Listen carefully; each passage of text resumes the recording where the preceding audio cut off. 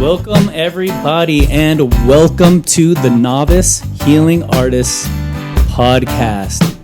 It's also a blog on joaquinroland.com. That is me, author, healing artist, father, poet, singer-songwriter, good neighbor, dog lover, cat lover, animal lover, spirit lover. I'm just a lover. Okay, here we go, friends.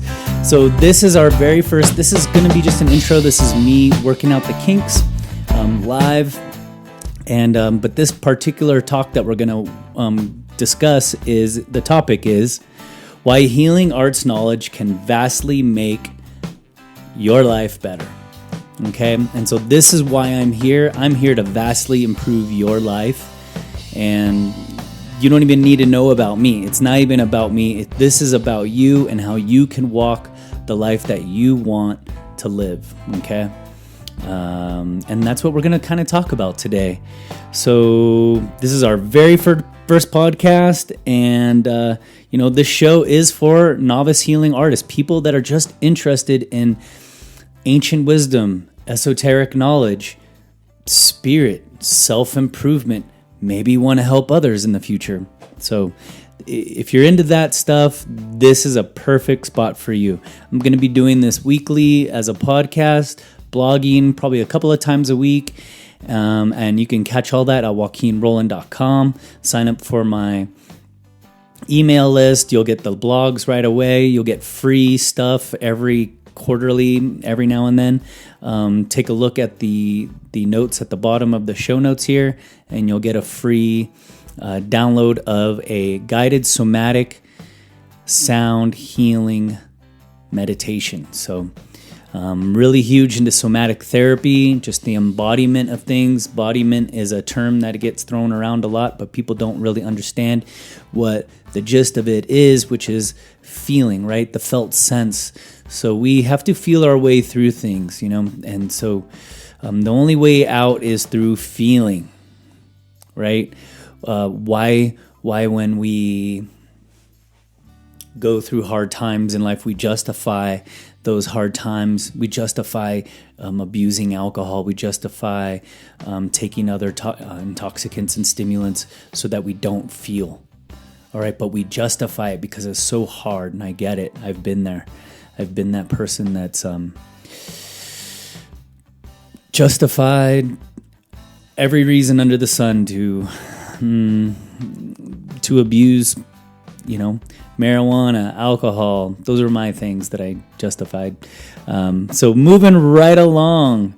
Okay, so the ancient wisdom that I'm talking about, the healing arts knowledge that I'm talking about, it's based out of the ancient wisdom is based from Vedic knowledge from India.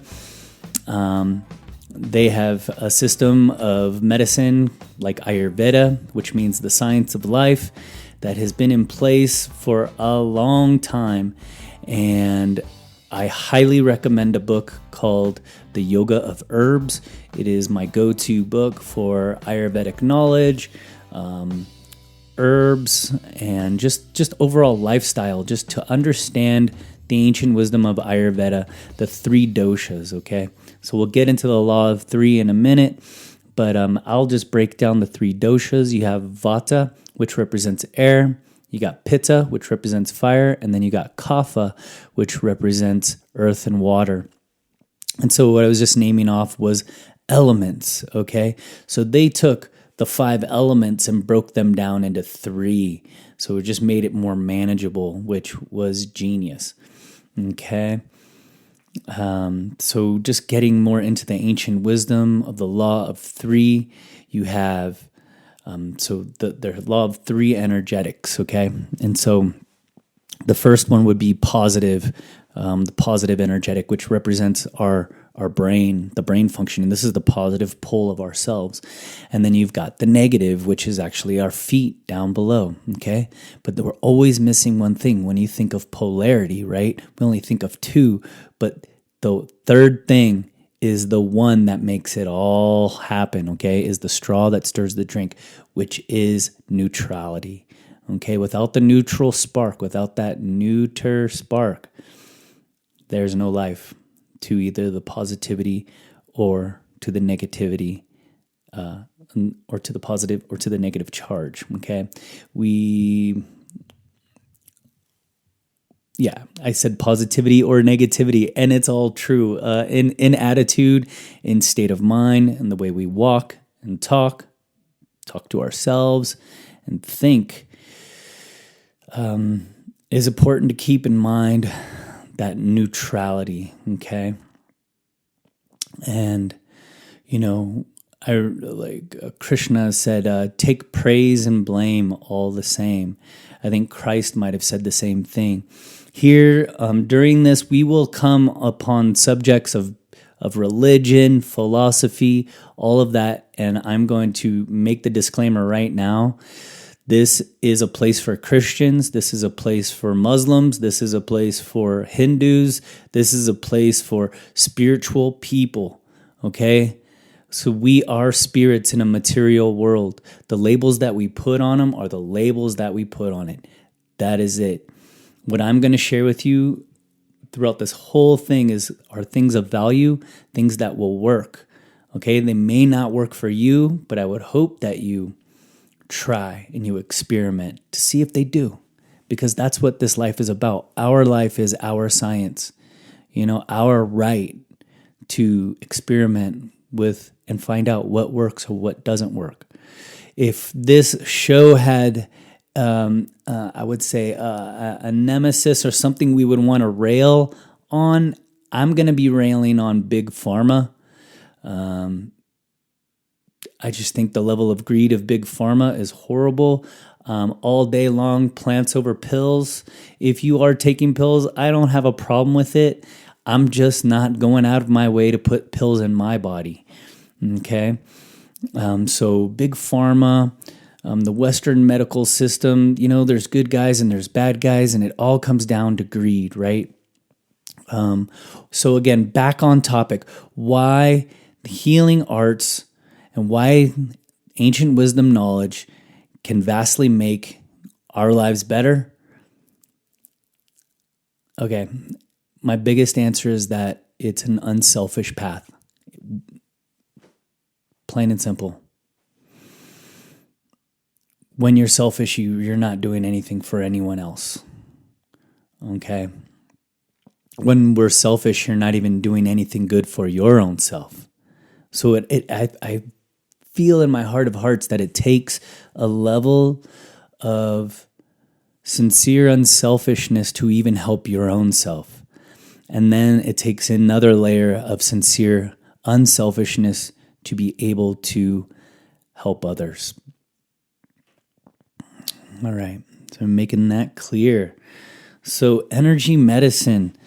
Okay, so we're going to be talking a lot about energy medicine. I'm writing a book right now. I've been working on it, fine-tuning it. I'm going to be blogging it weekly, a chapter or a section at a time of the book until that is complete. Then the book will be complete. And the book is called The Human Touch, Elements of Energy Medicine for the Novice Healing Artist. And that is you. Okay, you are my people. What got me here, I'll just briefly share. I've been teaching a style of somatic energy medicine that I learned from my mentor, Bruce Berger, author of Esoteric Anatomy, The Body as Consciousness, an amazing guy. Dr. Strangeberger is such a wonderful presence to be around. He loves to rave about the mystery, and the trick there is to be the mystery itself. So I just want you to, if you could leave with anything today, is go on out there and be the mystery itself. Then you will be happy. Okay? We'll have maybe a conversation just on being the mystery itself. So Bruce wrote this amazing book, Esoteric Anatomy. I wound up reading it for a long, long time, maybe 10 years until I found him. We met, bam. I started going deeper into his work, studying with him in person. And then all of a sudden, I'm teaching his work. And here I am teaching all these amazing people that were not novices. And it was very difficult to kind of get through to them. And so I wanted to backtrack. And I always foresaw that Esoteric Anatomy needed a a primer, a book that came before it that could set up a newbie like myself or anyone else. So basically I wrote this book for my young self who was just coming into the healing arts and who needed a way in, a real firm, grounded entry point. Our style of energy medicine is far from Reiki. I love Reiki, but I can't touch it. I can't explain it as well. So this style of energy medicine is founded on polarity therapy, which is by Dr. Stone, and then integrated with, transpersonal psychology like Ken Wilber and Peter Levine, who is the man of somatic therapy. And so we integrate the two in private practice. I have had amazing results. It's been awesome. I've got a long, extensive background in massage therapy, studied Zen Shiatsu for a long time at San Francisco School of Massage. Wonderful teacher, changed my life. Barry Kapke, aka Kodana. Shout out to you and rest in peace. Legend, dear legend. Yes, so we have stories. There's going to be all kinds of stories. That's what this book, Human Touch, is all about. I'm sharing stories of just this child, this person right here, their healing arts journey, and just that, how stories reflect, you see yourself in them, and that was my intention, to see yourself in this story. So I'm so grateful and so blessed to be patient and be clear on how I am releasing the book. And I look forward to teaching the work in the future. So you'll come out of reading the book, The Human Touch, in the future by being able to give a energy balancing session. So that is the unselfish aspect. The selfish aspect in the book, that truly is the crown of it all, is self-care. And so self-care, I call myself the self-care conspirator, is everything. If you can't take care of yourself, you really have no business taking care of someone else. The same rule applies with natural medicine or natural healing. If you're eating a crappy diet, what's the point of putting herbs in you that'll help you? So if you can clean up your diet and then you take those herbs on top of it, right, that medicine. So like say dandelion root for your liver, if you're eating a garbage diet, that dandelion root is not going to really do its thing, what it really needs to do. We need to be clear, okay? There's layers on things. There's foundations. And that's just life, So I want to talk about divine intelligence real quick. We're getting into the topic of spirituality, and where I'm coming from, and I know where my mentor Bruce is coming from, is from Samkhya, which is an ancient, which is the prelude to all Eastern thought and philosophy and religion, and its basis is that all suffering is derived from us forgetting our inherent divinity, okay? When we forget our inherent divinity, suffering occurs, okay? Now, the Buddhists would like to say all is suffering, and it's like, dude, go ahead. All is suffering. I can dig that. But do I want to think about suffering so much? Not necessarily. I'm a human. But there's wisdom there, right? There's wisdom in suffering. That's for dang sure. You know what I mean? When we strive out to do things, there is a level of sacrifice. When you want to get strong or physically fit, you might have to endure suffering on a physical level. And if you could just remind yourself that it's just physical, you might be able to push on through and achieve optimal performance that you've never been able to do before. And then again, I want to just get back to it, that this podcast, these videos are all about you reaching your peak performance. And I don't have any hacks, but maybe I do. It's all a mystery. And so I'm just going to be the mystery itself and speak from the heart, have my notes, but go unscripted and just keep rolling. No matter what, no matter even if my daughter is calling me right now. All right. So back to our inherent divinity. I just want to share that one of the core key principles that I teach and that I love the most is presence. And presence is like divine intelligence. Presence is the seer. Presence is the spirit, right? That animating life force energy, okay? So just take that in. Animating life force energy. That presence animates this meat and bone suit, okay? Without it, there would be no persona, no charisma, no divinity, okay? So, and yet it's all derived from energy. You know, that's what I love. It's pranic, right? It's chi, it's energy, it's a conduit, it's conductive, it's the maestro, okay? It is God or goddess playing through us, creating through us, okay? That's where I like to be, like to go. So when I'm going to get into spirituality here, don't think I'm not forgetting Christianity and Jesus. Did Jesus need a certificate to heal others? No, he didn't. He didn't need a certificate. Okay, so I believe in certificates of achievement and everything like that. But in the end of the day, it all comes down to here. All right, your intention and the way you move from there. Okay, the way you act from there.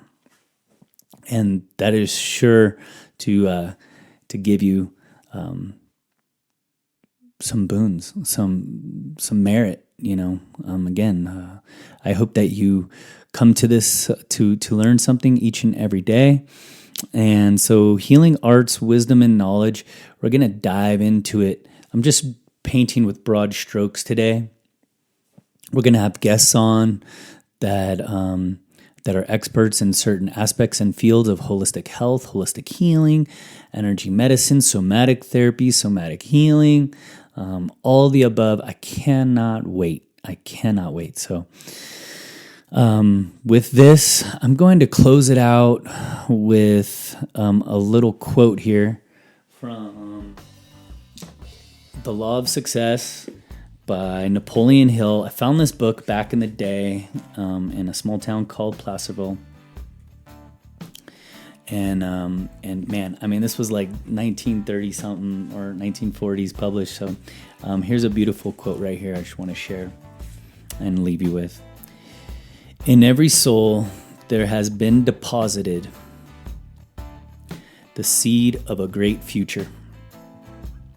But that seed will never germinate, much less grow to maturity, except through the rendering of useful service.